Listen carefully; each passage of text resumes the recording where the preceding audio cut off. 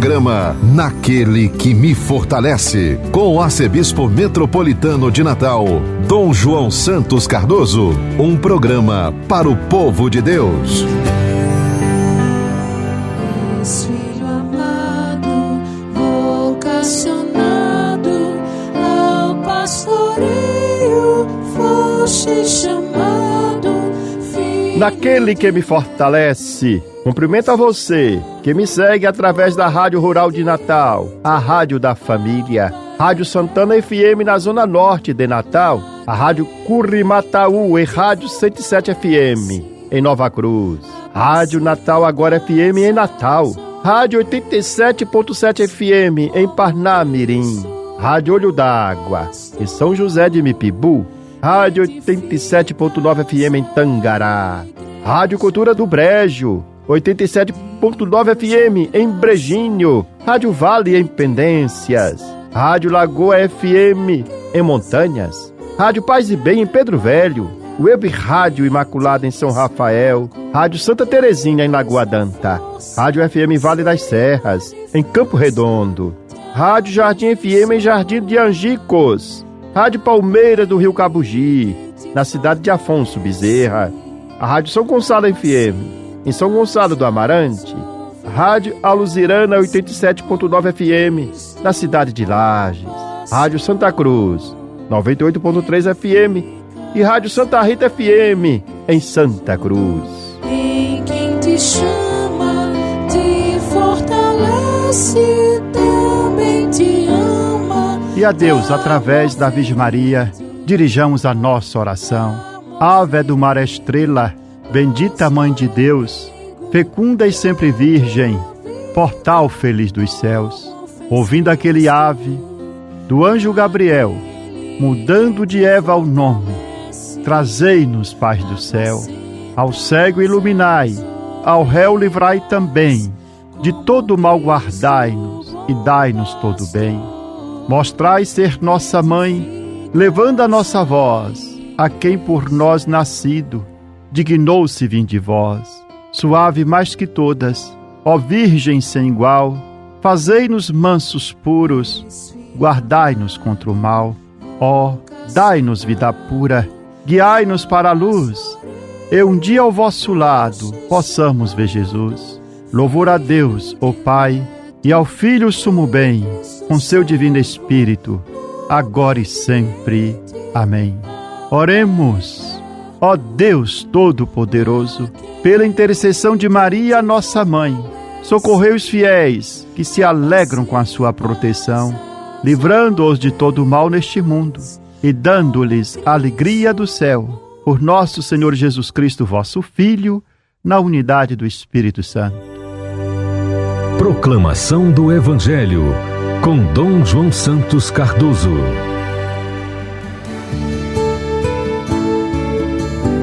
Nesse primeiro domingo do tempo do Advento, o Evangelho proclamado em nossa liturgia é o de São Mateus, capítulo 24, versículo de 37 a 44. Assim narra o evangelista. Naquele tempo, Jesus disse aos seus discípulos: a vinda do Filho do Homem será como no tempo de Noé, pois nos dias antes do dilúvio, todos comiam e bebiam, casavam-se e davam-se em casamento, até o dia em que Noé entrou na arca. E eles nada perceberam, até que veio o dilúvio e arrastou a todos. Assim acontecerá também na vinda do Filho do Homem. 2 homens estarão trabalhando no campo. Um será levado e o outro será deixado. 2 mulheres estarão moendo no moinho. Uma será levada e outra será deixada. Portanto, ficai atentos, porque não sabeis em que dia virá o Senhor. Compreendei bem isso. Se o dono da casa soubesse a que horas viria o ladrão, certamente vigiaria e não deixaria que a sua casa fosse arrombada. Por isso também vós ficai preparados, porque na hora em que menos pensais, o Filho do Homem virá. Palavra da salvação, glória a vós, Senhor. O primeiro domingo do Advento abre para toda a igreja um novo ano litúrgico. Iniciamos um tempo de graça com o Advento. no qual somos convidados a preparar o coração para acolher o Senhor que vem. O Advento nos recorda dois movimentos essenciais da nossa fé: a primeira vinda de nosso Senhor Jesus Cristo, no seu nascimento em Belém, e a sua vinda gloriosa no fim dos tempos. E entre essas duas vindas, estas duas chegadas, há ainda uma terceira, a sua vinda na nossa vida cotidiana, na nossa vida silenciosa e discreta, a sua vinda nas pequenas coisas e nos acontecimentos da nossa vida, onde ele se deixa encontrar. Por isso, o tempo do Advento é marcado por três atitudes fundamentais: a vigilância, para preparar os caminhos do Senhor; a espera ativa, que mantém um coração desperto; e a conversão, entendida como busca da justiça, da paz e do amor. O Evangelho que foi proclamado, segundo São Mateus, faz parte dos últimos discursos de Jesus, antes de sua paixão e morte em Jerusalém. O tema central dessa sessão é a vinda do Filho do Homem, cuja chegada deve ser precedida por atitudes concretas de vigilância por parte daqueles que o esperam. Diante dos sinais de abandono, acomodação e enfraquecimento do testemunho em sua comunidade, o evangelista Mateus reconhece a necessidade de renovar o compromisso da fé e reacender a esperança dos cristãos. Para isso, faz memória da história da salvação e toma como exemplo o tempo de Noé. Embora ele anunciasse uma catástrofe, muitos ignoraram a palavra de Noé e os sinais que precederam o dilúvio, porque estavam preocupados apenas com as coisas passageiras e negligenciaram o que Noé dizia. Mateus relata que essa ignorância teimosa e culposa levou à destruição daqueles que não foram capazes de ler os sinais dos tempos. E com base nesse fato histórico, o evangelista exorta a comunidade a manter-se vigilante e a reconhecer os sinais da presença e da ação de Deus na própria vida. E essa exortação apoia-se numa convicção fundamental: a vinda de Cristo é certa, ainda que não saibamos quando acontecerá. Por isso, enquanto tal momento não chega, devemos estar preparados, vivendo segundo os ensinamentos do Mestre e Senhor, pois ninguém sabe o dia nem a hora. O verdadeiro discípulo permanece atento e vigilante, pronto para acolher o seu Senhor. O Evangelho proclamado anuncia uma palavra decisiva: virá o vosso Senhor. Como recordou o Papa Francisco no Ângelus, de 27 de novembro de 2022, esta é a certeza que sustenta o caminho do cristão. Deus vem sempre. Visita a cada um de nós, visita a sua igreja, caminha conosco e nos chama a manter o coração desperto para reconhecer suas contínuas chegadas. Deus não nos abandona. Pelo contrário, aproxima-se diariamente de cada um de nós, de mil maneiras discretas e silenciosas. Mas como o Senhor vem, como nós o podemos reconhecer? Jesus responde com firmeza: ele vem no cotidiano, assim como nos dias de Noé, quando tudo parecia comum, quando todos comiam, bebiam e se casavam. Ou seja, Deus se manifesta nos acontecimentos simples, nos encontros, no trabalho, nas responsabilidades de cada dia, nos rostos que pedem cuidado, escuta e acolhida. O problema das pessoas no tempo de Noé não foi comer ou beber, mas não perceber nada. Viviam distraídos, fechados no imediato, insensíveis aos sinais de Deus. Por isso o Evangelho que nós escutamos nos diz: nosso Senhor, ficai atentos, porque não sabeis o dia em que o Senhor virá. Vigiar não é viver com medo, mas com o coração livre, aberto a Deus e sensível aos irmãos.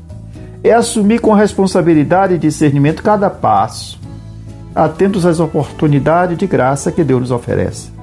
O grande risco que corremos é viver anestesiados, ocupados demais, fechados em nossos próprios projetos, a ponto de não reconhecer o Senhor que passa diante de nós.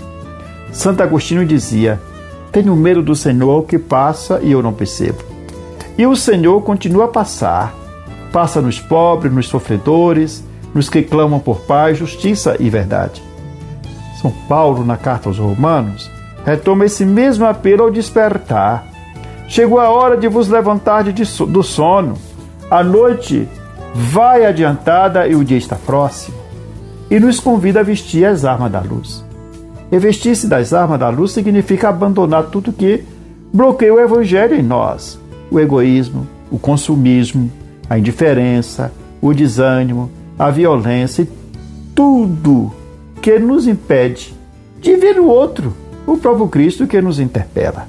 Assim, nós, no tempo do Advento, somos chamados a romper com essa apatia, como ocorreu com as pessoas no tempo de Noé, muito ocupados, porém desatentos ao essencial.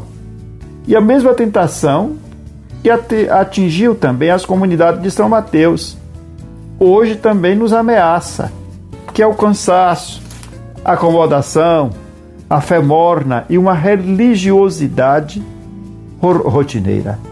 Assim, que este tempo santo do Advento seja para nós um acordar espiritual, um caminhar para a luz, um voltar essencial, que quando o Senhor passar nos encontra vigilantes, quando o Senhor vier, com o nosso coração desperto, vivendo na fé, na caridade e na paz. Prestai atenção, quando menos esperardes, o Senhor virá. Vigiai, portanto, pois não sabeis nem o dia e nem a hora. Vigiai de Jesus, vigiai, pois no dia em que não esperais, o Filho do Homem virá, o Filho do Homem virá. Renovai-nos, nosso Deus e Salvador. Esquecei a vossa mágoa contra nós, ficareis eternamente irritados, guardareis a vossa ira pelos séculos. Vigiai de Jesus, vigiai, pois no dia em que não esperais,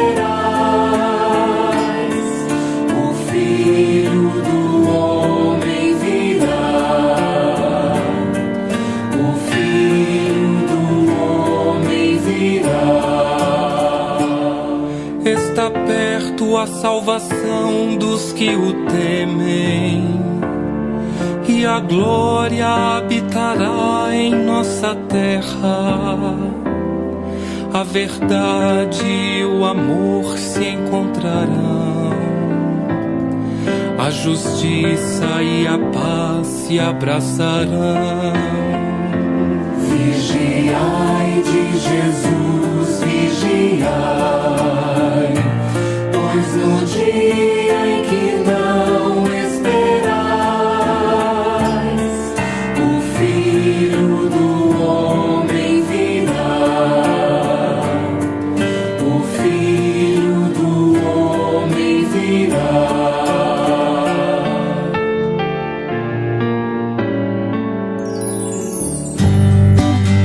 Você está ouvindo Naquele que me fortalece, com Dom João Santos Cardoso.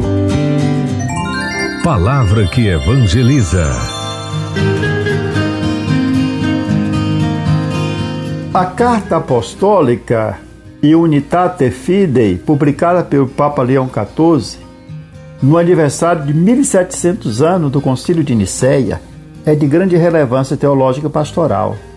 Situada no ano santo de 2025, dedicada a Jesus Cristo, nossa esperança, a carta do Papa Leão XIV interpreta como providencial a coincidência entre o jubileu e a memória do primeiro concílio ecumênico.